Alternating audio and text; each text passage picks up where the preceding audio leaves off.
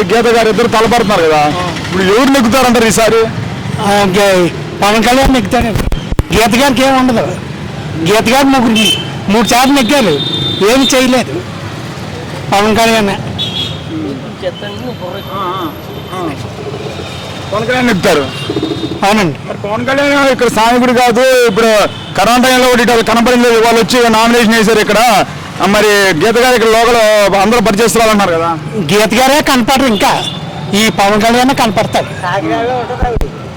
పవన్ కళ్యాణ్ కాపాడతాడు.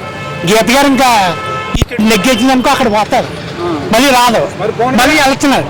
పవన్ కళ్యాణ్ ఇక్కడ తీసుకుని ఉంటారు, ఇల్లు తీసుకుంటారు. పవన్ కళ్యాణ్ అసలు ప్రొఫెషనల్ వృత్తి సినిమాలు తీసుకున్నారు కదా, పవన్ కళ్యాణ్ నెగ్గితే సినిమాలు తీసుకొని వెళ్ళిపోతారు అన్నారు కదా. ఏం వెళ్ళరు, పుకారు అలా పెడుతున్నారు, అదేం లేదు. పవన్ కళ్యాణ్ నెగ్గుతాడు, ఎంతసేపు వెళ్తుంది.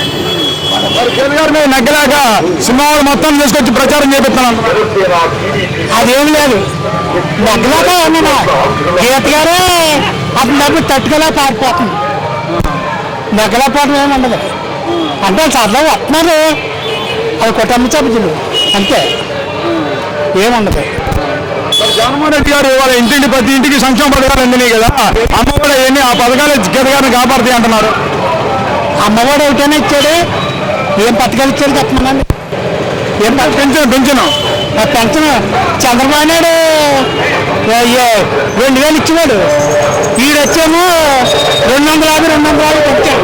ఇప్పుడు చంద్రబాబు నాయుడు 4000 డైరెక్ట్ ఒకేసారి చంద్రబాబు 2000 ఇచ్చాడు, జగన్ 3000 దాకా ఇచ్చాడు. అది కాదు, జగన్ చంద్రబాబు నాయుడు 2000, జగన్ వచ్చాక 1000 పెంచాడు. అంటే 5 సంవత్సరాలకి 5 సంవత్సరాలకి అంటే 250 5 సంవత్సరాలకి 1000 పెంచాడు.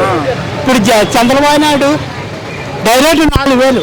చంద్రబాబు నాయుడు మరి గతంలో ఎందుకు ఇలా పడి వాడు చూస్తేనేమో మరి ఇప్పుడు చంద్రబాబు నాయుడు ఏదైతే ఉందో చెప్పిన గతంలో పథకాలన్నీ గాలికి వదిలేశారు. ప్లస్ పోతేనేమో జగన్ ఇస్తేనేమో శ్రీలంక అవుతుంది అంటున్నాడు. మరి వాళ్ళు 4000 చంద్రబాబు నాయుడు ఇవ్వగలుగుతా అంటావా? అప్పుడు అవుదా శ్రీలంక? శ్రీలంక అవ్వదు. కానీ అయితే జగన్కి ఎందుకు వేసారంటే ఏదో ఒకసారి చూద్దాం, వాళ్ళ నాన్న కూడా చేస్తానన్నాడని జనం అందరూ కలిపి ఇచ్చారు. ఇప్పుడు మోటార్ తీరిపోయింది ప్రతి ఊళ్ళో కూడా. అది